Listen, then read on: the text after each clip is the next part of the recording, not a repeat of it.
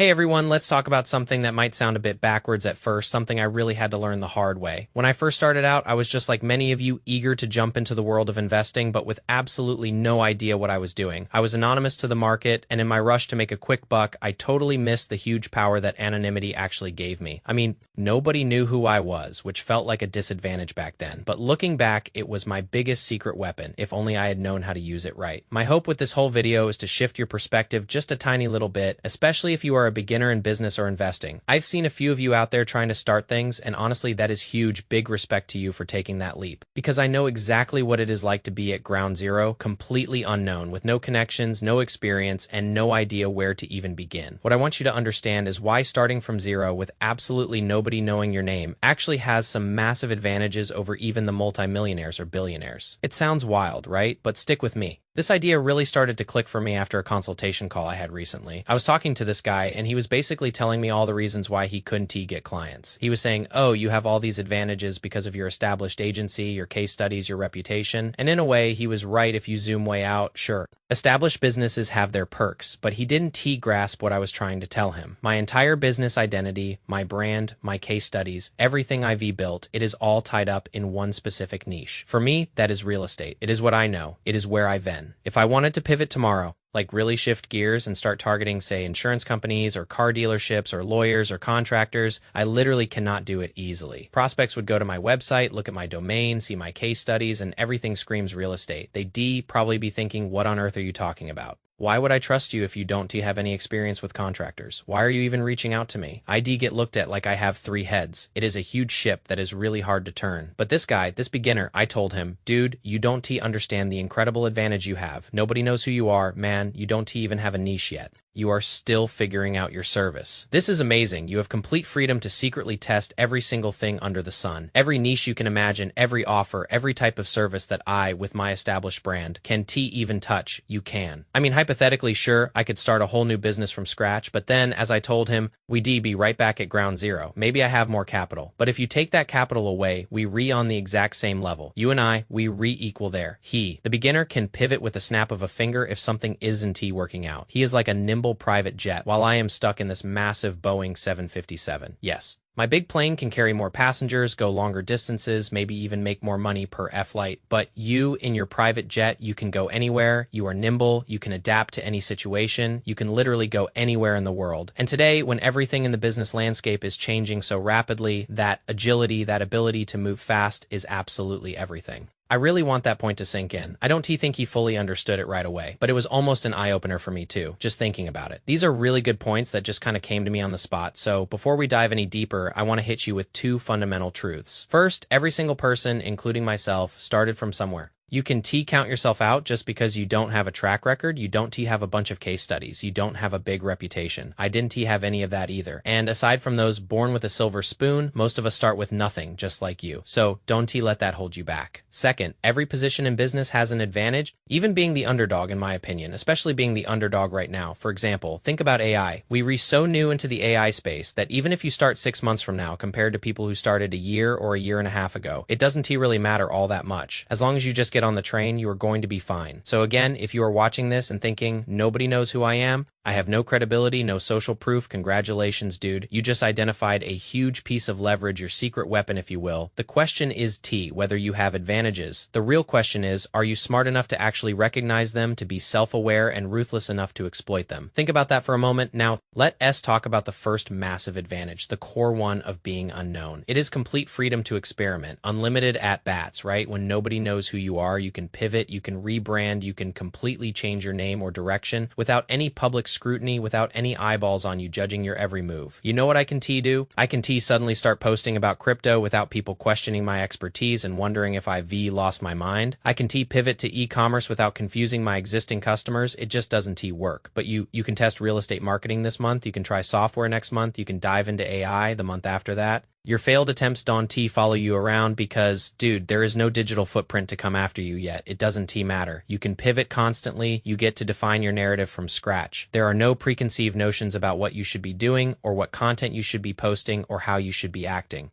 It genuinely doesn't matter because you don't have an audience yet. This is the entrepreneurial equivalent of being able to take a million swings at the plate while nobody's keeping score. And trust me, in business, you absolutely need to take multiple swings to see what works in the first place. So you may as well just start. You may as well just go for it. Moving on here is an interesting bit about human psychology. People are often drawn to genuine, unpolished, humble beginnings, in a way more than they are to some corporate persona or established figure. I am always trying to be relatable in my videos though. Sometimes I might make something a bit more advanced, but I've gotten comments before where people say, dude, it is kind of hard to relate to this. I relate more to that other creator because he is more on my level. And you know what? There is no right or wrong answer there. They absolutely correct. I believe in a kind of 3-tier approach. Find someone well above you to learn from, find someone near or at your level to connect with, and then find someone below you that you can mentor, that you can feel good about helping in your day to day. People love following someone who is just starting on their journey. This is literally how so many big names scaled in action. Look at how huge of a following some of these creators have. Now, people want to be a part of your come up. They want to be a part of your story when you are still almost unknown and low key. You can be vulnerable about what you are struggling with without damaging some huge reputation that you are a multi-millionaire who never has a bad day. It is like, dude, everyone has bad days.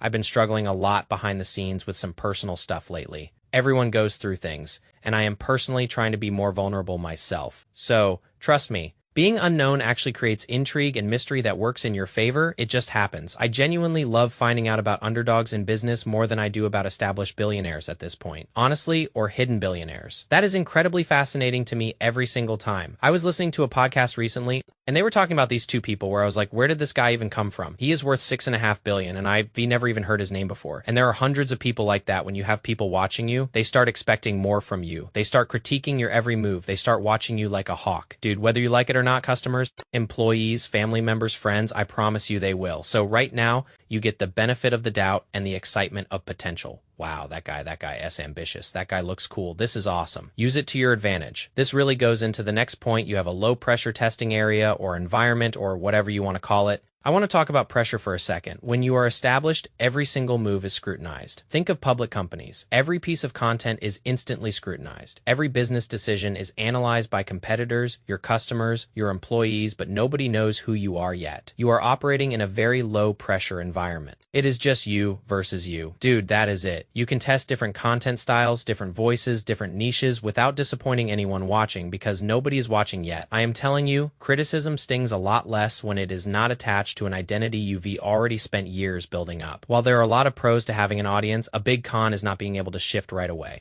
You just don't have that freedom. My friend Wilm and I, for example, we talk about this all the time. Of course, we want to make videos that do well with the algorithm, but we both often talk about the times when we would just post what we truly wanted to post. And I am not saying I don't want to post these videos. I love every single video that I post. But of course, there are some moments where I am like, man, am I really making this video because I want to, or am I making this video because I just want a nice little spike in views? I have that thought once every couple of months. I will be fully transparent about that, but I know in my core, I should just do what I want. And that is exactly what someone at ground zero can do. They can always do what they want because they don't have that audience on them yet, creating expectations. So again, you can make mistakes, you can iterate very quickly. And the beautiful thing is, once you find what works, that becomes your quote unquote origin story that people love and relate to. So it is a win-win all the way around. Going on to the next point, you have strategic flexibility and a lot more market intelligence. Honestly, it gets really interesting when nobody knows who you are. You have immense strategic flexibility. You can study what works for others and adapt it without being called a copycat. You know, I can suddenly start using the exact same video ideas as my competitors without people noticing. People call it out. I've even been called the Dan Coe of the gaming world, which I actually loved. He was saying it as a hate comment or anything, but it made me think for a second. It is like, damn, I am not trying to copy him. I want to make up my own style. But you do have to kind of replicate what works initially. And that can bring scrutiny, even if it is good scrutiny. But you, as a beginner, you can model successful businesses across multiple industries and just cherry pick the best strategies. You can collaborate with anyone without worrying about brand alignment. You can test partnerships. You can test different ventures. You can do absolutely anything. Plus, your competition changes over time. So the people who seem completely unreachable today might be your literal friends or peers tomorrow. The key is this: while they re comfortable in their established position, you are hungry. You are nimble, you are ambitious, you are willing to do what they want to do. So I guess the last point here, let us have a competitive reality check. Let me give you the reality check about your competition that you seem to be so hooked on, thinking they so established and untouchable. Most of them have gotten comfortable. Okay, they rerunning the same playbook that they ran 3 years ago. I am a huge proponent and frankly a huge loser because of this myself. My agency is doing a huge pivot right now because I've been selling the same offer for years. It is slowly starting to die out. I need to pivot. And I used to be afraid of pivoting because I had so much invested in my current identity, my current niche. Your competitors, they think the same way. They can test new markets. Without confusing their loyal customers, they can experiment with new approaches easily. They read the Boeing 757 trying to make a sharp turn, and you know what you are. You are the private jet. You can just turn around in 30 seconds. You can outmaneuver them. You can out-test them. You can out-adapt them and everything. So I really, really want you to think of that. I really want you to take that mindset, embrace being unknown. Use the window of anonymity or whatever that word is to test aggressively. Pivot quickly, experiment quickly, my call to action to you. Pick 3 niches you are interested in and spend the next 30 days creating content for each one. Do cold outreach for each one and just test different messaging. Just do stuff, dude, throw stuff at the wall and see what sticks. As always, the classics. If you've made it this far, I truly want to see you win. We will see you in the next one, and thank you for your time.